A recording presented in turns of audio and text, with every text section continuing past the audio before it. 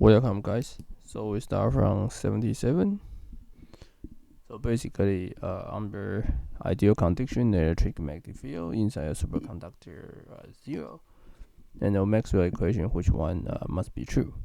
Okay, so let me remind you guys that the boundary condition of the Maxwell equation. So basically, there are 4 Maxwell equations, but usually when we do a boundary condition, 2 of them are important. The important 2 of them comes from the Gauss law, basically the divergence of magnetic field. Basically, the divergence of the magnetic field is 0, which tell you that normal vector of the magnetic field should be continuous. And this term, another tell you that the tangential component for the electric field should be continuous. So in a superconductor, that B is 0, so it tells you that the normal component is 0. So it tells that the magnetic field should tangential to the surface. So the answer is C. The magnetic field is tangential to the surface. Okay, so 78. There's a positive charge oscillating up and down, and which one is the pointing vector? So basically, it's oscillate. So remember that pointing vector is the vector which is outward about which is outward. So in the P here, the pointing vector point to the right. Basically, it's just to solve this. This is the only way, because you cannot solve the antenna equation here. So this is just asking about the common sense about electric field. And 79, a block of mass M1 and M2, and basically massless string and the frictionless pulley to the hanging bolt, and the tension string must what? So but if we see M2, we know that the M2G minus T is equal to M2A. So this is the tangent. This is the tension of the pulley. So this tells you that T must be less than M2G, because T is equal to M2G minus A. So the tangential must be not tangent. The tensor the tension must be less than M2G. So the answer is C. The answer is C.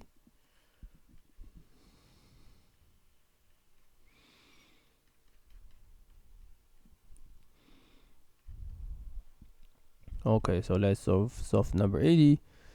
You have 2 small mass M and a large mass, and if the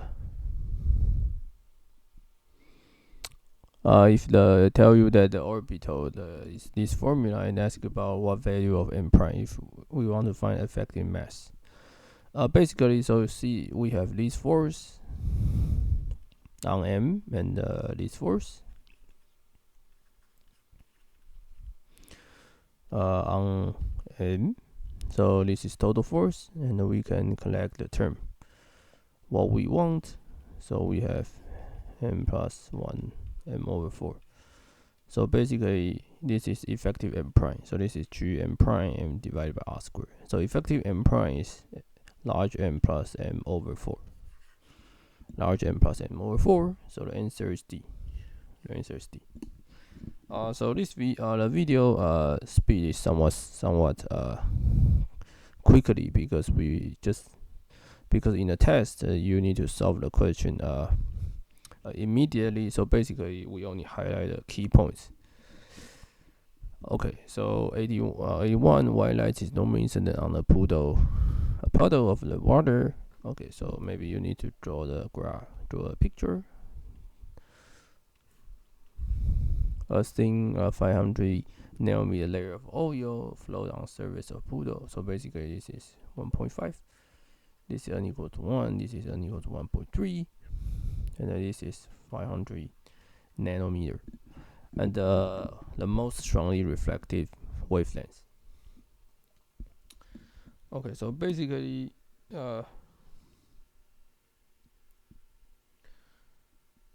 basically we need to do, since it's asking about the strongest reflected, so we need to is the constructed in interference. Okay, so you see, suppose this wave have the 0 degree phase, and since there is a 1.5 least in 1, so you will have a pi phase, and you will have pi phase, and you will have pi phase. So basically, in order for this to have the constructed interference, we need to m plus a half lambda, at least a half, basically due to their phase are different from pi. Divided by n need to be the 2t. So t is the 5 nanometers. So so basically this is just the standard results, because the light goes from here to here. So the light travels 2t, and the wavelength should differ from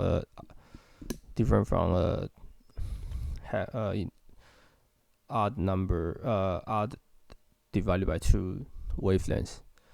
Okay, so we can plug in it into the result. So basically, okay, so we need to, if m equals to 0, then our wavelength is 3000 nm. If m is 1, then we have 600 nanometers. So you see the 600 nanometer is one of the answer. So the answer is C. The answer is C. Basically, this is the computational detail.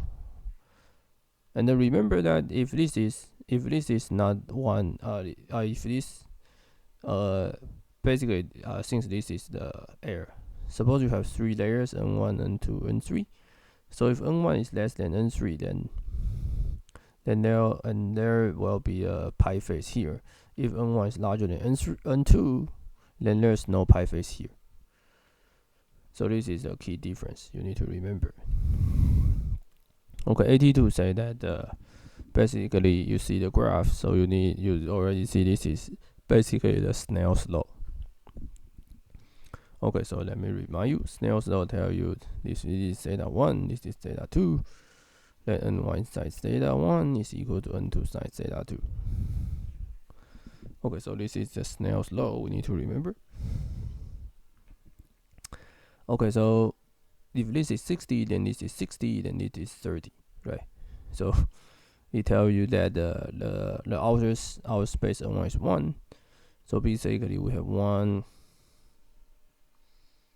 times sine alpha equals to n times sine 30. Sine 30 is half. So alpha is arcsine n over 2. So the answer is D. The answer is D. We use Snail's law on this point.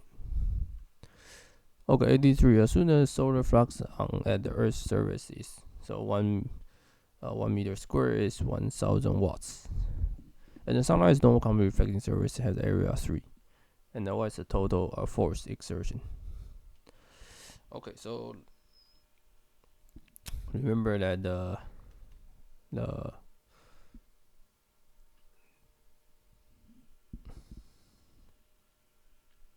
power basically is the force times the velocity. So basically we have 6000. Oh, sorry. Power is 6000.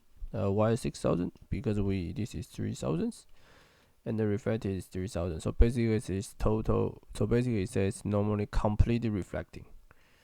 So this is 6000 equals to force times 3 times 10 to the 8.